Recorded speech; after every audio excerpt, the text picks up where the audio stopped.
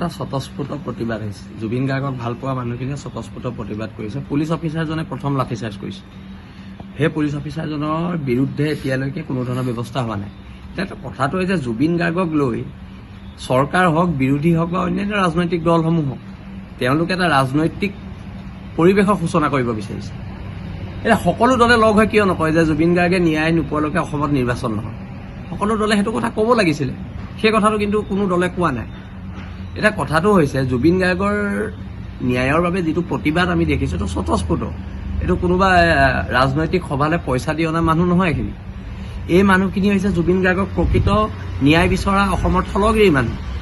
এতিয়া এটা প্ৰশ্ন হ'ল যে আমি এই চৰকাৰৰ দিনত বহুত এনকাউণ্টাৰ দেখিলোঁ, কিন্তু শ্যাম কানু মহন্তই হওক, সিদ্ধাৰ্থ শৰ্মাই হওক, অসমৰ জাতীয় জীৱনত কি এনে ইহঁতৰ অৱদান আছে যে সিহঁতক দুটা গুলি মাৰিবলৈ অসম পুলিচ বা অসম চৰকাৰে সাহস কৰা নাই? এনেইতো কথাই প্ৰতি এনকাউণ্টাৰ, বুলডেজাৰ আমি ইয়াত দেখি আছিলোঁ। অসমৰ জনগণে সেইটোৱে ভাবিছিলে যে একেটাই হ'ব, বিশেষকৈ জুবিনদাৰ ক্ষেত্ৰত একেটাই হ'ব বুলি ভাবিছিলে। কিন্তু এতিয়া ইয়াত ন্যায়ৰ কথা আহিছে, ইয়াত এতিয়া বিভিন্ন কথা আহিছে। কিন্তু আগৰ এনকাউণ্টাৰবিলাক হওঁতে, আগত যেতিয়া বুলডেজাৰ চলিছিলে তেতিয়াতো এইবিলাক কথা আমি শুনা নাছিলোঁ। এতিয়া কেনেকৈ শুনিছোঁ?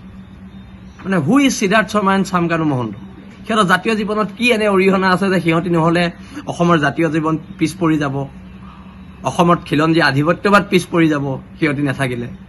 এই কথাবিলাকে মানুহৰ মনত হুদুৱাইছে আৰু মানুহে এনকাউণ্টাৰ বিচাৰিছে। জেলত আছোঁ, বহুতবাৰ জেলত আছোঁ। স্পেচিয়েল কোটা মানে কি হয় স্পেচিয়েল কোটা? কিন্তু কথাটো হৈছে কি, বাক্সা জেলত যদি কোনো নাই, আমাৰো আগৰ কেছ আছে, আমাক ঘূৰাই দিয়ক, হয় নহয়? এতিয়া অসমৰ সৰ্বস্তৰৰ জনগণ বাক্সা জেললৈ যাবলৈ সাজু হৈছে।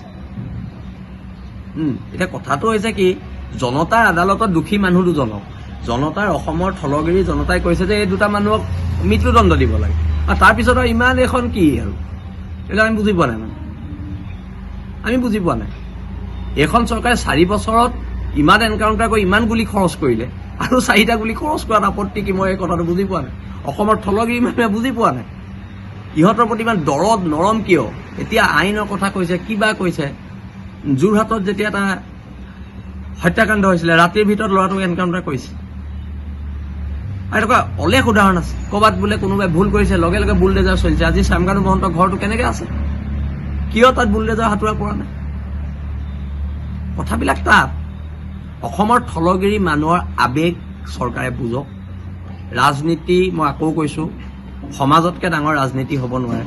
ৰাজনীতিৰ যিটো প্ৰেক্ষাপট সামাজিক এটা সত্তাই তৈয়াৰ কৰে, আৰু সেই সত্তাটোক ভেঙুচালি কৰি কেৱল পুলিচৰ লাঠিৰ ভয়, পুলিচৰ বন্দুকৰ ভয়, বিশেষকৈ আমাৰ অসমৰ থলগিৰি মানুহে এইবিলাকলৈ ভয় নকৰে।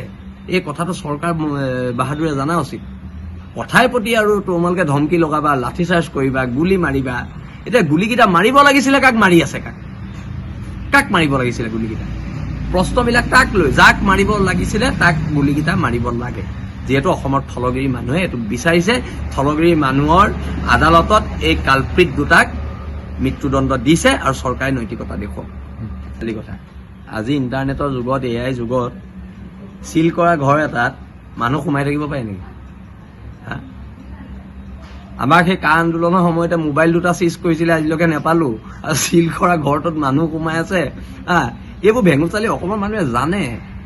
সেইকাৰণে চৰকাৰ বাহাদুৰক কৈছোঁ, এই AI যুগত, ইণ্টাৰনেটৰ যুগত আপোনালোকে মানুহক বুৰ্বক বনাব নোৱাৰে নহয়। বুৰ্বক বনাব নোৱাৰে নহয়। মানুহৰ ক্ষোভখিনি বুজক, আৰু ক্ষোভ নুবুজিলে, আৰু মই প্ৰত্যেক ৰাজনৈতিক দলক কৈছোঁ, জুবিন দায়ে কৈ গৈছে পলিটিক্স নকৰিবা মানুহ, ৰাজনীতিৰ ঊৰ্ধত গৈ জুবিন দাৰ ন্যায়ৰ সপক্ষে সকলোৱে মাত্ৰ ওলাই আহক। মানুহ জেল হ'ব, গুলি মাৰিব, সেইটো পিছৰ কথা, কিন্তু ওলাই অহাটো ওলাই আহিব লাগিব। আৰু ৰাজপথৰ এখন আন্দোলন আমি কৰিম। সৰ্বস্তৰৰ থলগিৰি মানুহক লৈ এখন আন্দোলন আমি কৰিম, আৰু চৰকাৰ বাহাদুৰ তাৰ কাৰণে সাজু থাকক। আৰু অসম পুলিচক বাৰে বাৰে কৈছোঁ, আপোনালোকে বীৰত্ব এই সাধাৰণ মানুহবোৰৰ ওপৰত নেদেখুৱাওক। শ্যাম কানু মহন্তক 2 চৰ মাৰি বীৰত্ব দেখুৱাওক। সিদ্ধাৰ্থ শৰ্মাক অন কেমেৰাত 2 চৰ মাৰি বীৰত্ব দেখুৱাওক।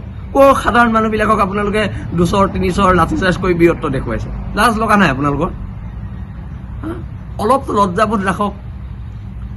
সাধাৰণ থলগিৰি মানুহখিনিক মাৰি, আৰু সিদ্ধাৰ্থ শৰ্মা বোলাই অনা অসমীয়াটোক এতিয়ালৈকে অসম পুলিচৰ ডাঙৰ ডাঙৰ অফিচাৰে 2 চৰ মাৰিব নোৱাৰিলে, তাতকৈ আৰু লজ্জাৰ কথা কিবা থাকিব পাৰে নি? তাতকৈ আৰু লজ্জাৰ কথা কিবা থাকিব পাৰে নি? মই অসমৰ থলগিৰি ৰাইজলৈ এইটো প্ৰশ্ন এৰিম। যিকোনো খবৰৰ বাবে যোগাযোগ কৰক 7099017330 লগতে 7099017110 নম্বৰত।